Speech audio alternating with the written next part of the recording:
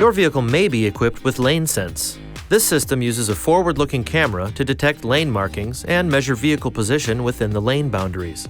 When both lane markings are detected and the driver unintentionally drifts out of the lane without the turn signal applied, the system provides a warning in the form of torque applied to the steering wheel to prompt the driver to remain within the lane boundaries. If the driver continues to unintentionally drift out of the lane, the system provides a visual warning through the instrument cluster to prompt the driver to remain within the lane boundaries. When only a single lane marking is detected and the driver unintentionally drifts across the lane marking without the turn signal applied, the system provides a visual warning through the instrument cluster to prompt the driver to remain within the lane. When only a single lane marking is detected, a torque warning will not be provided. This video is not intended to take the place of your owner's manual. For complete details and other important safety information, please see your owner's information.